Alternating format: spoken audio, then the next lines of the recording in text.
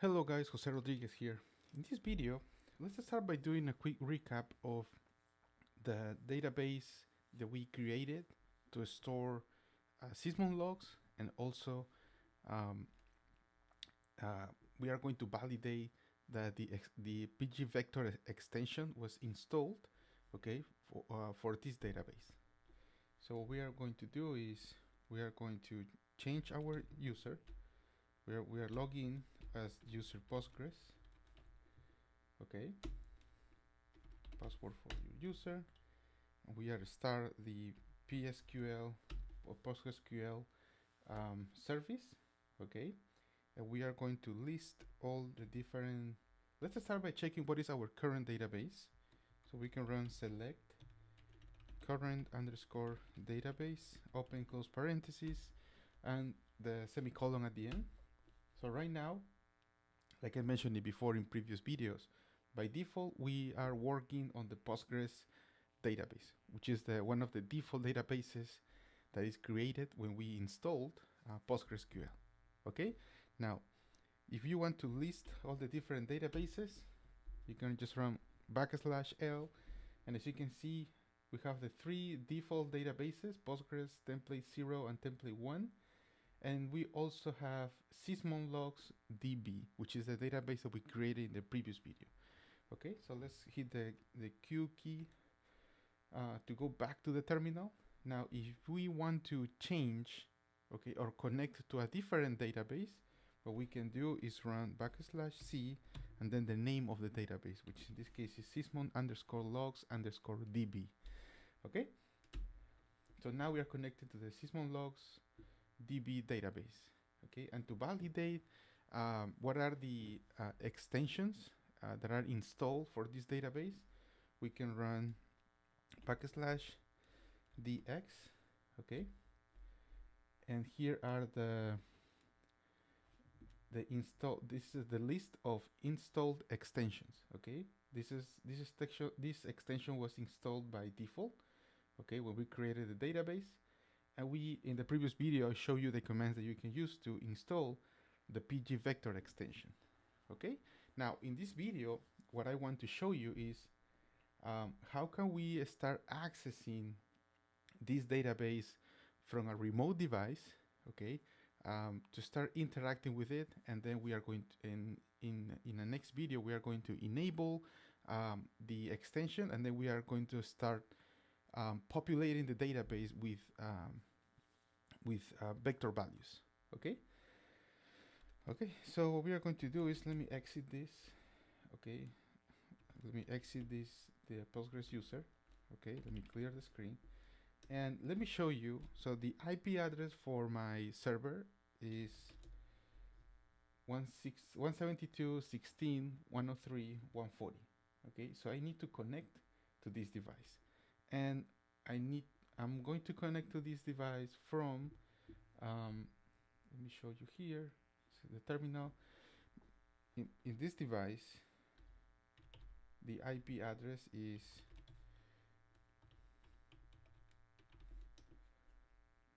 show you here. So I'm trying to connect from this device.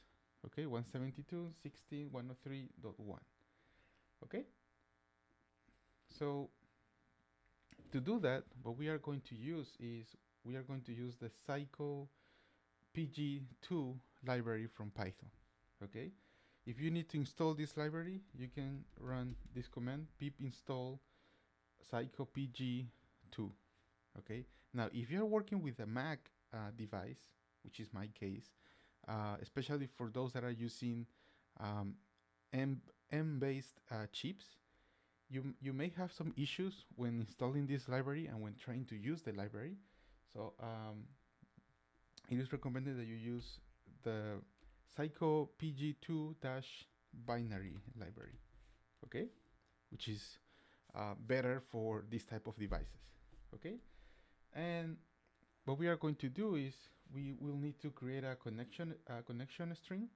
Okay, and you have the service, you have the user, and you have the password for that user, and then the @ symbol to specify the address of the server that you're trying to connect to.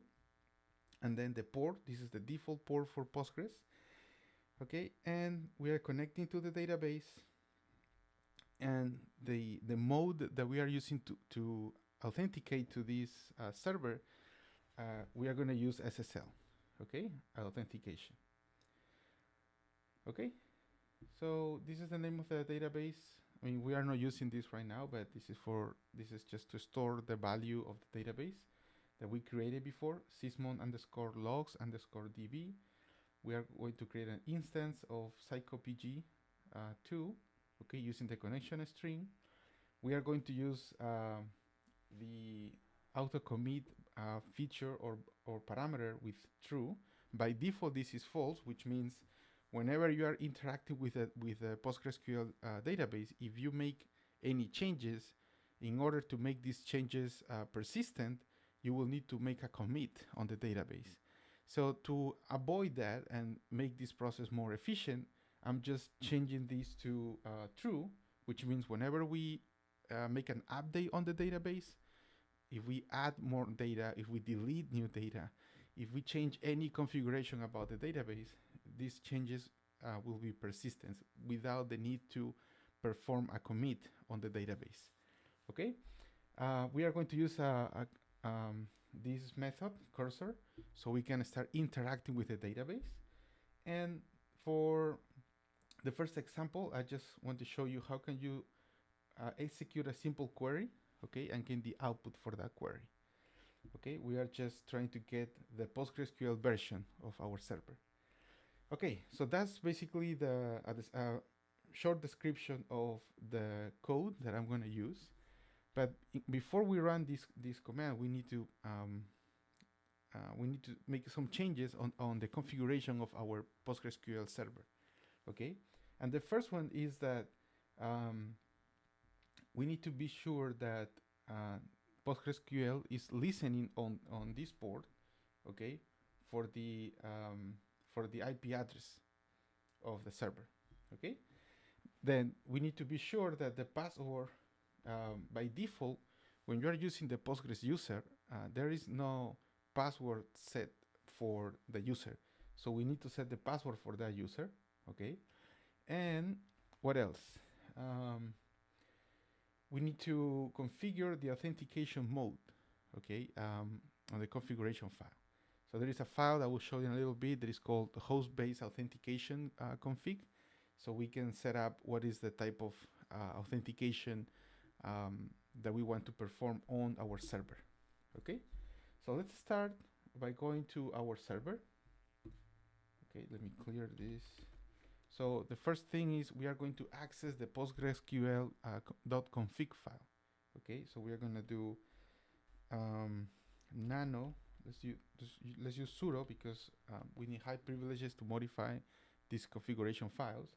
So sudo is etc PostgreSQL. We have the version 16 main. Let me show you first, maybe. Yeah, let me show you first what are the different files or the configuration files available for this server.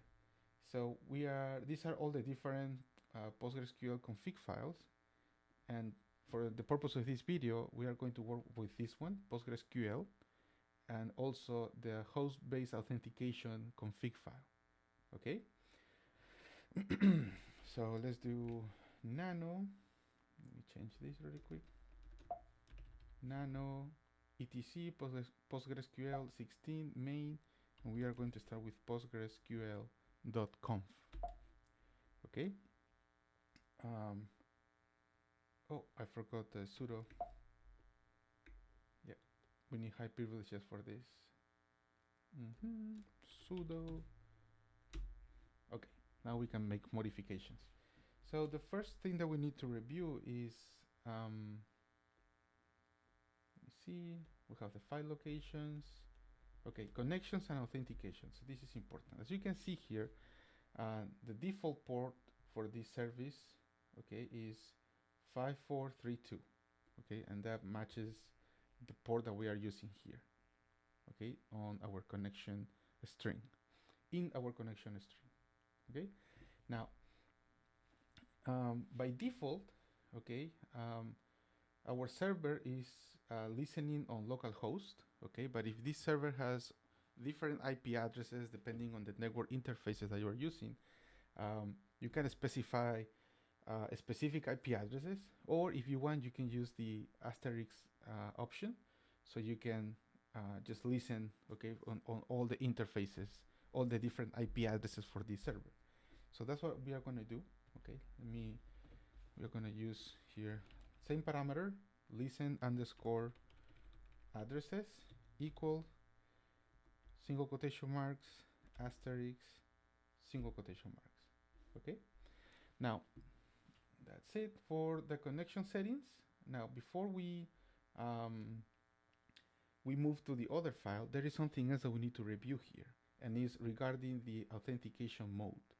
Okay, because there are different options. Okay, it could be just with password, like a plain text password, or it could be using an encrypted version of that password.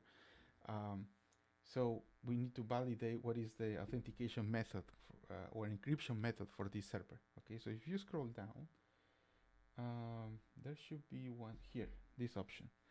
The SSL section, as you can see, is on. Okay, so we need to use an encryption method according to this configuration. Okay, nice. And then besides that, we don't have anything else for now. No. Okay, so the only change is we are adding this line here. Okay, remember we are using asterisk, so the server can listen for remote connections on all the different interfaces. Okay, and we just validated that the SSL encryption method, authentication method, is on. Okay, let's do Ctrl X, Y for yes, enter to save. Now we are going to access the other file, which is Postgres underscore hostbaseauthentication.conf. Okay, so in this one we need to specify records. Okay, so what are the different devices that can connect to this device? Okay, and if we scroll down, you can read all the information there. So basically the schema of the record should be, it could be local, it could be host. Okay, then you need to specify the name of the database, or you can just use all for all the databases. You can use, you can also specify the user, the specific user like Postgres, or you can also use all to allow any user to connect to this computer. We need to do the address. Okay, the address could be a specific device, a specific IP address, or it could be also a range of IP addresses. And for the method, okay, there are different options. It could be password, like plain text password.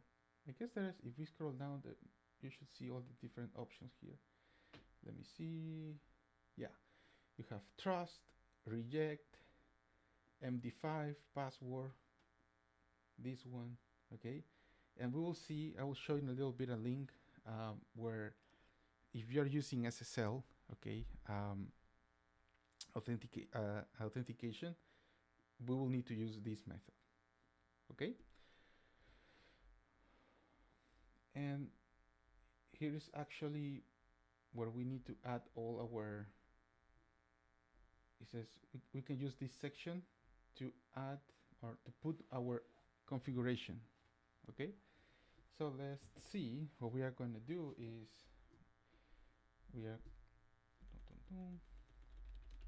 so what we are going to do is use host. Okay, the reason why I'm using host is because since we are looking for a remote connection, okay, we need to use a host.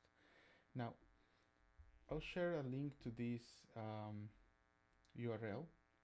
So if we go here, there are different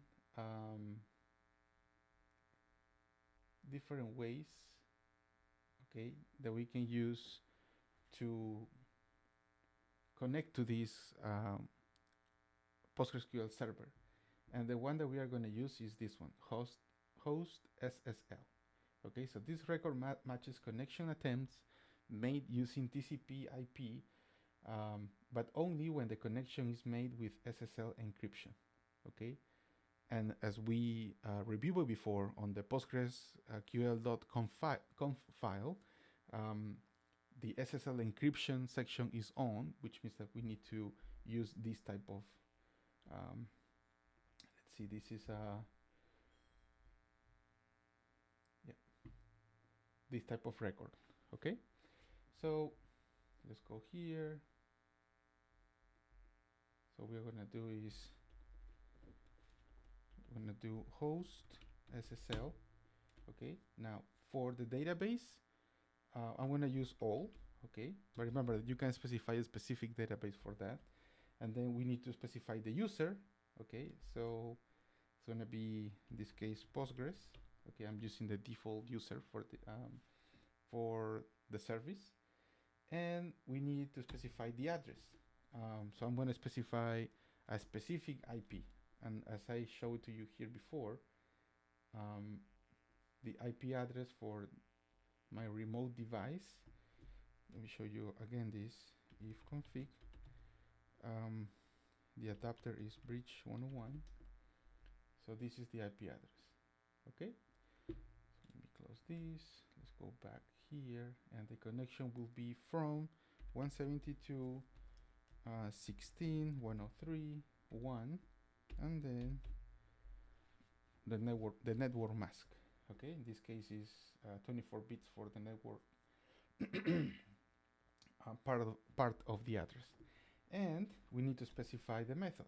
Okay, so if we go here to the this website, the method, let's see all the different the authentication methods. So you have trust, reject, etc. So we are going to use this one. Okay, and let's see the details for this. Okay, so it says the method performs this authentication is a challenge response scheme that prevents password sniffing on untrusted connections and supports storing passwords on the server in a cryptographically hashed form that is thought to be secure. Okay, so this is the one that we are going to use. Perfect. So so let's copy this, let's go to the server, and let's just paste this. So this is the method that we are going to use. Okay, and that's it. So let's do Control X. Okay, let's just hit enter, and that's it. So we have modified the postgresql.conf file, and also the postgres _ host base authentication.conf file. Okay, remember that whenever you modify a configuration file, you also need to restart the service. Okay, so we are going to do sudo systemctl restart, and then the name of the service is PostgreSQL. Okay, it was restarted. Let's check the status of the service.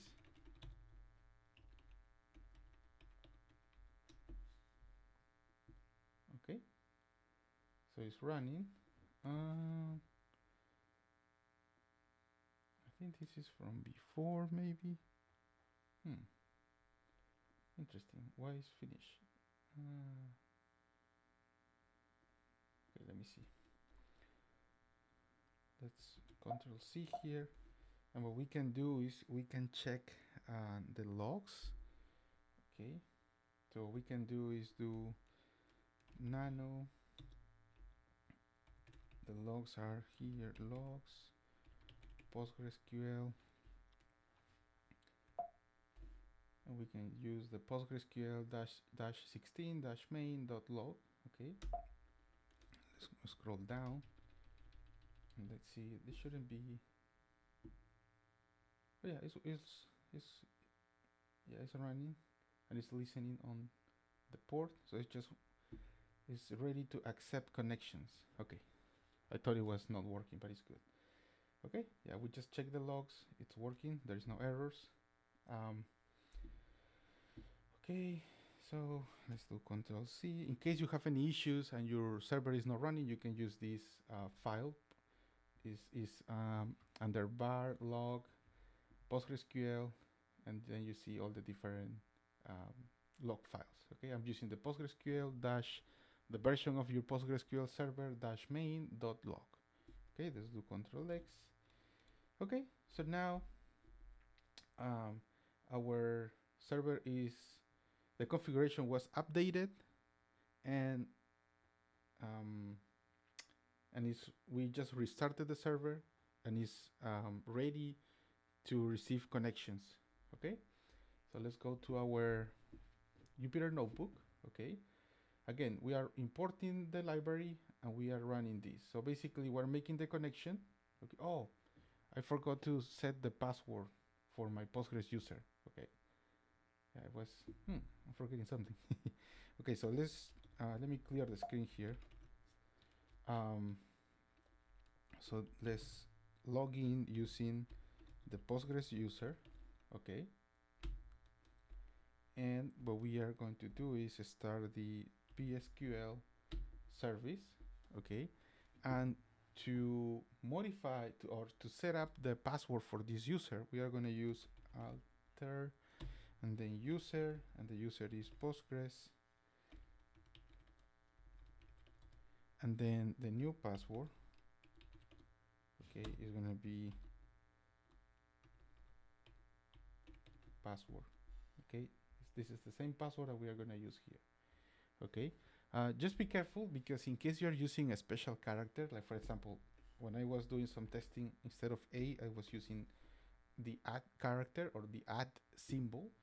And in that case, here, if you use instead of A the add symbol, you will get an error, okay, because this is a special character. So instead of this, you may need to use a different type of encoding, and instead of this, you can use, for example, the encoding for for the add character, if I'm not mistaken, is the percentage symbol and 40.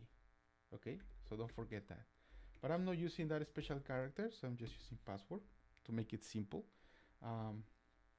Okay, so let's use password, and then we hit enter, and that's it.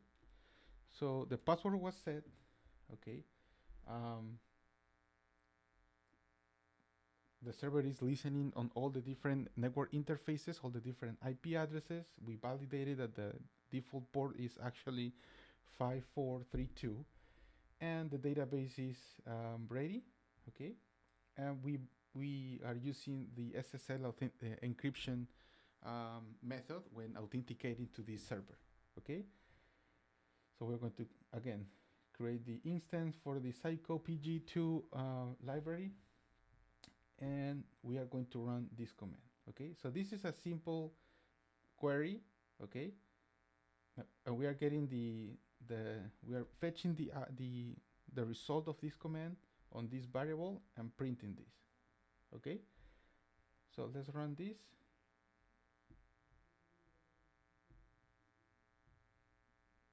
Okay, so apparently password authentication failed for user. Okay, let's see.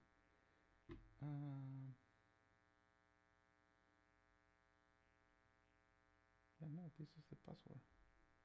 Okay, let's see. Let me check that really quick and I'll be back, okay? Oh, okay. I see what happened. I forgot to, let me run this again. What I forgot was, yeah. Yeah, sometimes it happens. I set up the password correctly, but I forgot to, the command is correct, but I forgot the semicolon at the end. Okay, don't forget that.